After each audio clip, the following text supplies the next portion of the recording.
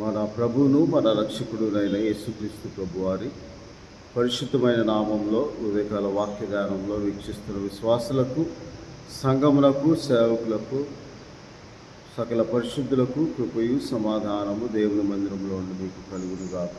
ఆమేన్. ఉదయకాల వాక్య ధ్యానము కీర్తన గ్రంథము 8వ అధ్యాయము 4వ వచనమును ధ్యానం చేసుకుందాం. నీవు మనుష్యులను జ్ఞాపకం చేసుకుంటకు వాడు ఏపాటివాడు, నీవు నరపుత్రుని దర్శించుటకు వాడు ఏపాటివాడు. మన దేవుడు పరిశుద్ధుడు, మన దేవుడు మహోన్నతుడు. ఆయన మహిమా ప్రభావం గల దేవుడు, గొప్ప దేవుడు, సర్వసృష్టి కర్త, ఆది సంభూతుడు అయిన మన దేవుడు మనుషులను జ్ఞాపకం చేసుకుంటకు వారు ఏపాటి వారు. ప్రభువా, నరపుత్రుని దర్శించుటకు వారు ఏపాటి వారు అంటారు. నిజముగా మనం ఆలోచిస్తే మనలను దేవుడు తన భక్తులుగా ఏర్పరచుకొని ఆయన పాలించు ప్రజలుగా, ఆయన మేపు గొర్రెలుగా మనలను ఆయన జ్ఞాపకం చేసుకుంటకు మనం ఏపాటి వారు. దావీదు భక్తులు కూడా కీర్తన గ్రంథములో ఇలాగ దేవుని వాక్యంలో సెలవిస్తూ, ప్రభువా, కీర్తన గ్రంథం 80వ అధ్యాయము 17వ వచనంలో, నీ కుడి చేత మనుష్యునికి తోడుగాను, నీ కొరకే నీవు ఏర్పరచుకున్న నరునికి తోడుగాను నీ బాహుబలం ఉండునుగాక అంటారు. ఆయన మనలను ఏర్పరచుకున్న నరులు మానవులు. ఎందుకనగా కీర్తన గ్రంథము 4వ అధ్యాయము 3వ వచనంలో, యెహోవా తన భక్తులను తనకు ఏర్పరచుకున్నాడని తెలుసుకునుడి, నేను యెహోవాకు మొరపెట్టగా ఆయన నన్ను ఆలకించు. ఆయన మనల్ని జ్ఞాపకం చేసుకోవటానికి మనం ఏపాటి వారమో, మన జీవితంలో ఏపాటివి అని దావీదు భక్తుడు తన ప్రార్థనలో, ప్రభువా, మేము మా జీవితములు ఏపాటివి అని మొదటి దినవృత్తాంతంలో 17వ అధ్యాయంలో ఇలాగూ దావీదు భక్తుడు ప్రార్థన చేస్తూ దేవుని గొప్ప కార్యముల గురించి, దేవుడు తన కుటుంబాన్ని ఆశీర్వదించాలని ప్రార్థన చేస్తూ, ప్రభువా, 16వ వచనంలో రాజైన దావీదు వచ్చి యెహోవా సన్నిధిని కూర్చుంటే ఇలాగ మనవి చేసింది, దేవా యెహోవా, నీవు నన్ను ఇంత హెచ్చులోనికి తెచ్చుటకు నేను ఎంతటి వాడను, నా ఇల్లు ఏ పాతిది. దేవా, ఇది నీ దృష్టికి స్వల్ప విషయమే. దేవా యెహోవా, నీవు రాబో బహుకాలమునికి సేవకుని గురించి, సంతతిని గురించి సెలవిచ్చి మనుష్యుడు మాట్లాడినట్లు దయపాలించి నాతో మాట్లాడి నా సంతతి ఘనత చెందిన మాట ఇచ్చి ఉన్నావు అని చెప్పి, నేను నీతో మరి ఏమని మనవి చేసేదను, నీవు నీ దాసుని ఎరుగుదువు కాబట్టి నీవు నన్ను ఏర్పరచుకున్నావు, నన్ను జ్ఞాపకం చేసుకుంటున్నావు అని చెప్పి 20వ వచనంలో, యెహోవా, మేము మా చెవులతో విందంతే నిజము, నీ వంటి వాడెవడును లేడు, నీవు తప్ప మరి ఏ దేవుడును లేడు అని దేవుని వాక్యంలో రాయబడి. అందువలన మనము దేవుణ్ణి నిత్యము కొనియాడాలి. మనం కేవలము నరమాత్రులము, కేవలము శరీరులమై ఉన్నామని దేవుడు మనల్ని జ్ఞాపకం చేసుకుంటాడు. కొన్నిసార్లు మనం చేసిన తిరుగుబాటు క్రియలను బట్టి, ఆయన ఆజ్ఞకు వ్యతిరేకముగా మనం జీవించే జీవన విధానమును బట్టి, మన భయభక్తులు కలిగిన వారమైనను మనం దేవుని కొన్నిసార్లు, అనేక సార్లు ఆయన భక్తి విషయంలో మనం తప్పిపోతూ ఉంటాం. వాటన్నిటినీ ఆయన నిజంగా జ్ఞాపకం చేసుకుంటే మనము ఏపాటి వారము, మనము మన జీవితములు ఏపాటివి. నీవు నరులను జ్ఞాపకం చేసుకున్నటకు మేము ఏపాటి వారము, మా జీవితములు ఏపాటివని దేవుని వాక్యంలో సెలవిస్తుంది. కాబట్టి మనము అలాగూ దేవుని వాక్యమును ఆధారం చేసుకొని దేవుడు ఉన్నాడని, దేవుడు మనలను తన కృపచేత తన దయచేతనే మనల్ని ఏర్పరచుకున్నాడని, ఆయన మనల్ని జ్ఞాపకం చేసుకోవడానికి మనం ఏ పాటి వారం. ఆయన దోషములను కనిపెట్టి చూడగా ఆయన సన్నిధిలో ఎవడు గలడు అని దేవుని వాక్యంలో రాయబడి ఉన్న ప్రకారం ప్రభువా, కీర్తన గ్రంథం 19వ అధ్యాయంలో నిజముగా 12వ వచనము, తన పొరపాటును కనుగొన్న వాళ్ళు నేను రహస్యముగా చేసిన తప్పులు క్షమించి నన్ను నిర్దోషిగా తీర్చుము, దురాభిమాన పాపంలో పడకుండా నీ సేవకుని ఆపము, వాటిని నన్ను ఏలనీయకుము అంటారు. నిజముగా మనం చేసిన తప్పులను బట్టి మనం చేసే దేవుని సన్నిధిలో మనము దేవునికి విరోధముగా ఊహదారులో తలంపు ద్వారా, ఆలోచన ద్వారా, మాట ద్వారా మనం చేసే ప్రతి ఆలోచన దేవునికి విరోధంగానే ఉంటుంది. ఎందుకంటే మనం పాపంలోనే పుట్టాం, పాపంలో మన తల్లి మనలను గర్భము ధరించి ఉన్నదని దేవుని వాక్యంలో రాయబడి, అందుకు మనం పాపం చేస్తాం. అయినను దేవుడు మనలను జ్ఞాపకం చేసుకుంటాడని దేవుని వాక్యంలో రాయబడి ఉంది. మనమందరము అందుకే కీర్తన గ్రంథం 41వ అధ్యాయంలో 4వ వచనంలో, యెహోవా నీ దృష్టి ఎదుట నేను పాపం చేసి ఉన్నాను, నన్ను కరుణింపుము, నా ప్రాణమును స్వస్థపరచమని మనవి చేస్తుంది. మనము నిజముగా దేవుడు మన హృదయ రహస్యంలో ఎరిగిన దేవుడు. 44వ అధ్యాయం కీర్తన గ్రంథం 21వ వచనంలో, హృదయ రహస్యంలో ఎరిగిన దేవుడు ఆ సంగతి పరిశోధింపక మానునా అంటూ ఉన్నాడు. హృదయ రహస్యములను, హృదయాంతరేంద్రియములను పరిశోధించు దేవుడు. మనల్ని జ్ఞాపకం చేసుకోవడానికి మనం ఏ పాటి వాడు అని మనం ఒకసారి ఆలోచిస్తే, దేవుడు కీర్తన గ్రంథము 78వ అధ్యాయంలో ఇశ్రాయేలీయులు దేవుని ఎడల తిరుగుబాటు చేయించి ఉన్న సమయంలో, వారికి కష్టం వచ్చినప్పుడు, శోధన వచ్చినప్పుడు దేవుని ఆశ్రయించారు. తర్వాత వాళ్ళు దేవుణ్ణి మర్చిపోతూ దేవుని శోధిస్తూ ఉన్నారంట. అంటే 18వ వచనం 78వ కీర్తనలో, వారు ఆశ కొలది ఆహారం అడుగుచు తమ హృదయంలో దేవుణ్ణి శోధించరి, వారు దేవునికి విరోధముగా మాట్లాడిరి. 22వ వచనంలో, వారు దేవుని యందు విశ్వాసం ఉంచకపోయిరి, ఆయన దయచేసిన రక్షణ యందు నమ్మకం ఉంచకపోయిరి. ఆ తర్వాత వారు ఇంకనూ 33వ వచనం, ఇంత జరిగినను వారు ఇంకనూ పాపము చేయొచ్చు, తన ఆశ్చర్యకార్యం బట్టి ఆయన నమ్ముకొనకపోయారు. మన జీవితంలో కూడా, విశ్వాస జీవితంలో కూడా మనము కూడా కొన్నిసార్లు దేవుడు మనకు అనుగ్రహించిన దాన్ని బట్టి కృతజ్ఞతాస్తుతులు చెల్లించక, దేవుణ్ణి జ్ఞాపకం చేసుకునక ఇంకా ఇంకా ఇంకా ఇంకా కావాలి అని ఆశ కలిగి ఉంటాం.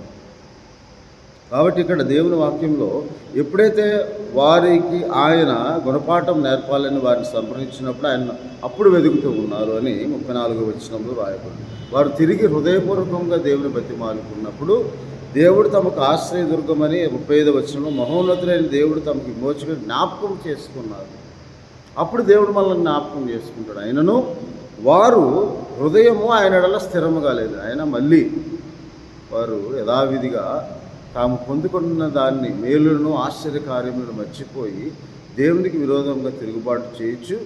ఆయన నిబంధనలు వారు నమ్మకంగా గైకొనక నోటి మాటతో ఆయన ముఖస్థుతి చేస్తూ నాలుగుతో ఆయన యొద్ద పొంకారు. అయితే 37-38 వచనంలో, అయితే ఆయన వాత్సల్య సంపూర్ణుడై వారిని నశింపచేయక వారి దోషంను పరిహరించువాడు, తన ఉగ్రతను ఏమాత్రం రేపుకొనక పలుమార్లు కోపం అంచుకునేవాడు కాగా.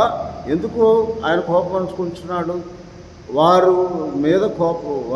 మీద ఉగ్రత రేపుకొనక, చూపక, వారి నాశనం చేయక, వారు కేవలము శరీరులై ఉన్నారని, విసిరి వెళ్ళి మరలిరాని గాలి వలె ఉన్నారని ఆయన జ్ఞాపకము చేసుకుని వారిని విడిపించాడు, వారిని బాగు చేశాడు, వారిని నడిపించాడు. అలాగే దేవుడు కూడా మనల్ని జ్ఞాపకం చేసుకోవడానికి మనం ఏ పాటి వారు? నిజముగా ఆయన మనల్ని జ్ఞాపకం చేసుకోవడానికి ఏ పాటి వారు? ఆయన కేవలము మనం శరీరులమై ఉన్నామని, మంటివారమై ఉన్నామని దేవుడు మనలను మన ఎడల కృప చూపి తన వాత్సల్యత చొప్పున మనలను, అందుకే విలాప వాక్యంలో 3వ అధ్యాయం 22వ వచనంలో ఇలాగ దేవుని వాక్యంలో రాయబడి ఉంది. ఇర్మియా భక్తుడు అంటూ ఉంటాడు, ఈ విలాప వాక్యంలో 3వ అధ్యాయము 23వ వచనంలో, యెహోవా కృపగలవాడు. 22వ వచనంలో ఆయన వాత్సల్యత ఎడతెగక నిలుచున్నది కనుక మనము నిర్మూలము కాకున్నాము. ఎప్పుడంట? అనుదినము నూతనముగా ఆయనకు వాత్సల్య పుట్టుచున్నది. ఆయన ఎంతైనా నమ్మదగిన వాడు. కాబట్టి ఎందుకు 25వ వచనంలో తను ఆశ్రయించు వారందరి ఎడల యెహోవా దయాళుడు, తను వెదుకు వారి ఎడల ఆయన దయచూపువాడు అని దేవుని వాక్యంలో రాయబడింది. కాబట్టి మనము ఆయన మనల్ని జ్ఞాపకం చేసుకుంటున్నాడంటే గొప్ప భాగ్యం. మనం సజీవులుగా ఉన్నామంటే, నిర్మూలం కాకుండా ఉన్నామంటే ఆయన మనల్ని పాపమును క్షమిస్తూ ప్రతిదినము ఆయన వాత్సల్యత, కనికరము, దయ, వాత్సల్యత గల దేవుడు. కాబట్టి ఆయన ఎల్లప్పుడూ పాపము క్షమించుటకు, ఆయన ఎల్లప్పుడూ క్షమించుటకు సిద్ధముగా ఉన్న దేవుడని కీర్తన గ్రంథము 86వ అధ్యాయం 5వ వచనం, ప్రభువా నీవు దయాళుడవు, క్షమించుటకు సిద్ధమైన మనసు గలవాడవు, నీకు మొరపెట్టి వారందరిలో కృపాతిశయం గలవాడు. కాబట్టి ఆయన యొద్ద క్షమాపణ దొరుకుతూ ఉందని కీర్తన గ్రంథం 130వ అధ్యాయంలో కూడా రాయబడి ఉంది. ఆయన యొద్ద క్షమాపణ దొరుకుతుంది, ఆయన యొద్ద విమోచన దొరుకుతుంది. ఆ విమోచన ఎటువంటిది? సంపూర్ణ విమోచన అని దేవుని వాక్యంలో రాయబడింది. కీర్తన గ్రంథం 130వ అధ్యాయంలో ఇలాగూ ఆయన యొద్ద క్షమాపణ దొరుకుతుంది. అది 2, 3, 4 వచనాలు. యెహోవా నీవు దోషములను కనిపెట్టి చూచిన ఎడల ప్రభువా ఎవడు నిలవగలడు? అయినను నీ జనులు నీ యందు భయభక్తులు నిలుపునట్లు నీ యొద్ద క్షమాపణ దొరుకుతూ ఉన్నది. నిజంగా ఆయన మన దోషములు కనిపెట్టి చూసినాడు. ఆయన సన్నిధిలో మనం నిలవలేదు. ఆయన వాత్సల్యత బట్టి, ఆయన కృపను బట్టి, ఆయన దయను బట్టి ఆయన మనల్ని జ్ఞాపకం చేసుకుంటూ ఉన్నాడు. కాబట్టి ప్రభువా నీవు మనుషుని జ్ఞాపకం చేసుకోవటానికి ఏర్పాటు. ఎందుకనగా ఆయన తన స్వరూపం ముందు తన పోలికల్లో మనం సృజించి మనము ఆయనకు మహిమకరముగా జీవించాలని, నా మహిమ నిమిత్తమని సృజించిందని యెషయా గ్రంథం 43వ అధ్యాయం 7వ వచనంలో మనం ఆయన మహిమపరచు వారముగా ఉండాలని, ప్రతి విషయంలో ఆయన జ్ఞాపకం చేసుకోవాలని, ఆయన వాక్యముని జ్ఞాపకం చేసుకోవాలని, ఆయన మన దేవుడని మనం జ్ఞాపకం చేసుకొని ఆయనకి ప్రార్థించేవారుగా ఉండాలని దేవుని వాక్యంలో రాయబడి. ఆయన మన దేవుడు. ఆయన మాటను నమ్ముకొని ఆయన వాక్యము ధ్యానించి, ఎందుకనగా మనం చదువుకున్న 8వ కీర్తనలో ఇలాగ దేవుని వాక్యంలో రాయబడి ఉన్నది, ప్రభువా ఆకాశంలో నీ మహిమను కనపరచువాడా అంటారు. ఆయన ఏం చేశాడంట? పడమటికి తూర్పు ఎంత దూరమో మన అతిక్రమములను ఆయన అంత దూరపరిచి ఉన్నాడు. ఆయన చేసిన ఉపకారం మొట్టమొదటి మనకు పాప క్షమాపణ అనుగ్రహించాడు. ఆయన నిత్యం మనల్ని జ్ఞాపకము చేసుకున్నాడు అని దేవుని వాక్యంలో సెలవు. కాబట్టి మనం ఎలాగో ప్రార్థన చేయాలి, ఏ విధముగా మనం ప్రార్థన చేయాలని దేవుని వాక్యంలో ఆయన సంకల్ప ప్రకారము, ఆయన దయ చొప్పున మనము ఆయన నామందు విశ్వాసం ఉంచి ప్రతి విషయంలో ఆయన జ్ఞాపకం చేసుకోవాలి. ఆయన మనల్ని జ్ఞాపకం చేసుకోవాలి. ఎందుకంటే ఆయన వద్ద క్షమాపణ దొరుకుతుంది. ఆయన దయాళుడు, మహాపరిశుద్ధుడు, నీతిమంతుడు, ఆయన వాత్సల్యత కలవాడు. అనుదినము నూతనముగా మన ఎడల వాత్సల్యాలు. కేవలం శరీరులై ఉన్నారు కాబట్టి ఆయన తన ఉగ్రతను రేపుకొనక, ఆయన కోపమును రగులుకున్నప్పుడు కూడా ఆయన వాత్సల్య సంపూర్ణుడే మనల్ని క్షమిస్తూ ఉంటుంది బట్టి ఆయన మనల్ని జ్ఞాపకం చేసుకుంటున్నాడు. కాబట్టి మనము కూడా అలాగూ ఆయనను మనం జ్ఞాపకం చేసుకోవాలి. ద్వితీయోపదేశకాండంలో 8వ అధ్యాయంలో ఏమంటాడు? ప్రతి విషయంలో మీ దేవుడైన యెహోవాను మీరు జ్ఞాపకము చేసుకోండి. అలాగే కీర్తన గ్రంథం 25వ అధ్యాయంలో కూడా ప్రభువా నీవు నీ దిక్కునకు చూచిన ఆత్మను ఎత్తుకొనిచున్నాను, నేను నీ యందు నమ్మిక ఉంచి ఉన్నాను. 7వ వచనంలో నా బాల్య పాపములను నా అతిక్రమం జ్ఞాపకం చేసుకుని యెహోవా నీ కృపను బట్టి నీ దయ చొప్పున నన్ను జ్ఞాపకంలో ఉంచుకున్నాము ప్రభువా అని మనం ప్రార్థన చేయాలి. అలాగే 86వ కీర్తన, యెహోవా నేను దీనుడను దరిద్రుడను, చెవియొగ్గి నాకు ఉత్తరమేము, నేను నీ భక్తుడను, నా ప్రాణమును కాపాడము, నా దేవా నిన్ను నమ్ముకొని నీ సేవకుని రక్షించి ప్రభువా దినమల్ల నీకు మొరపెట్టుచున్నాను, నన్ను కరుణింపుము, నన్ను జ్ఞాపకం చేసుకో ప్రభువా, నీ కృప చొప్పున నన్ను జ్ఞాపకం చేసుకో ప్రభువా అని మనం ప్రార్థన చేయాలని దేవుడు ఉదయకాల సమయంలో నిజంగా ఆయన దోషము కనిపెట్టి చూసిన ఎడల మనం ఆయన సన్నిధులు నిలవలేని వారముగా ఉంటాము.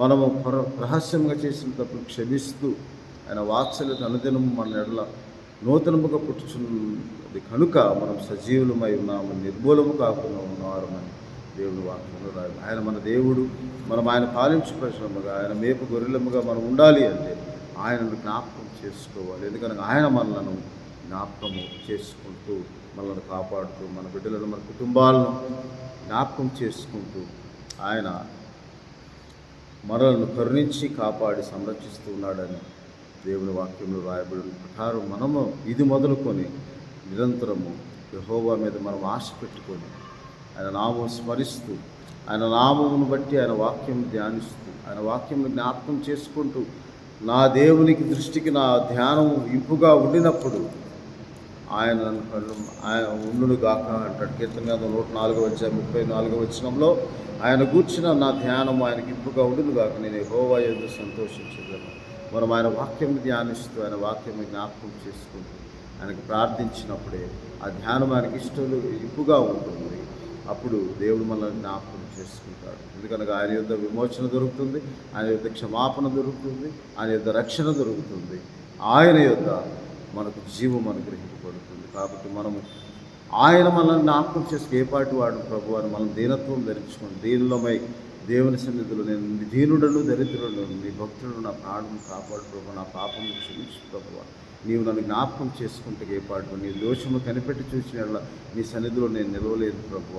అయినను నీ వాత్సల్యత అనుదినం ఎడతెగక మా మీద నిల్చున్న నీ వాత్సల్యత పుట్టుచున్న నీ వాత్సల్యతను బట్టి మేము నిర్మూలం కాకుండా సజీవులుగా ఉన్నాము. అది కేవలం నీ ఉచితమైన కృపయ తండ్రి అని ప్రతిదినము మనం ప్రార్థించి దేవుని నిజముగా మొరపెట్టి ముఖస్థుతి చేయక దేవునికి ప్రార్థించేవారిగా ఉన్నప్పుడు కీర్తన గ్రంథం 147:11 తన యందు భయభక్తి గల వారి యందు తన కృపకు కనిపెట్టి వారి యందు యెహోవా ఆనందించువాడై ఉన్నాడని, ఆయన ఆనందించినట్లుగా, ఆయన సంతోషించినట్లుగా మనం పొందుకున్న ఆనందము సంతోషమును బట్టి కృతజ్ఞతాస్తుతులు చెల్లించేవారముగా, కృతజ్ఞతాస్తుతులు చెల్లించుటకు ఆయన జ్ఞాపకం చేసుకుని, ఆయన నిజమైన దేవుడు, రక్షకుడు, విమోచకుడు, మనం అనుదినం చేయి ప్రతి పాపమును క్షమించువాడని మనం జ్ఞాపకం చేసుకుని దేవుని కృతజ్ఞతాస్తుతులు చెల్లిస్తూ, ప్రభువా నీ దయను బట్టి, నీ కృపను బట్టి నన్ను, నా కుటుంబంలో జ్ఞాపకం చేసుకో అని మనం ప్రార్థన చేసి దేవుని మేలు పొందుకోవాలని ఉదయకాల సమయంలో దేవుడు మనతో మాట్లాడుతున్నాడు. అటు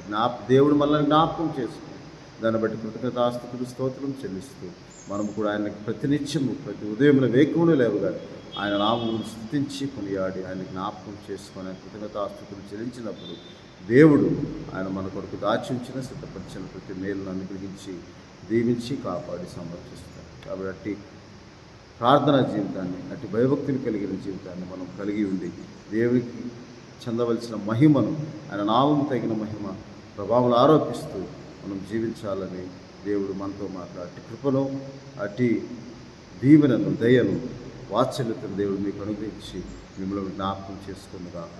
అవును, ప్రార్థన చేసుకుందాం. పరిశుద్ధమును మహోన్నతమైన తండ్రి, అవును ప్రభా, మీరు మమ్మల్ని జ్ఞాపకం చేసుకుంటే మేము ఏపాటు ప్రభా, నీవు కనిపెట్టి చూసిన మా దోషంలో కనిపెట్టి చూసిన నీ సన్నిధిలో ఎవరు నిలవగలుగుతారు, ఎవరు నిలవలేరు తండ్రి. మేము రహస్యంగా చేసిన ప్రతి తప్పును, పాపం క్షమించు.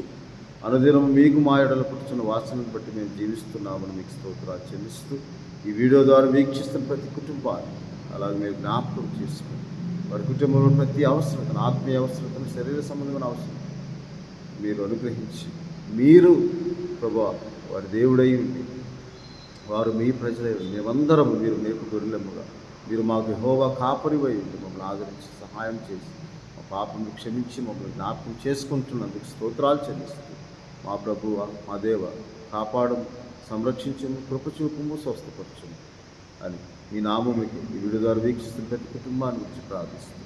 మా ప్రభువును రక్షకుడు నేను యేసుక్రీస్తు వారి పరిశుద్ధమైన నామమున మీ మందిరంలో ఉండి ప్రార్థన చేయించున్నాము. ఆమె తండ్రి అయిన దేవుని ప్రేమ, ప్రభువును రక్షకుడైన యేసుక్రీస్తు వారి కృప, పరిశుద్ధాత్మనిత్య ఆదరణ, కాపుదల, సంరక్షణ, కృపాక్షేమము ఆయన మిమ్మల్ని జ్ఞాపకం చేసుకొని మీ కుటుంబంలో దీవించి ఆశీర్వదించును గాక. దేవుడు మిమ్మల్ని దీవించును గాక.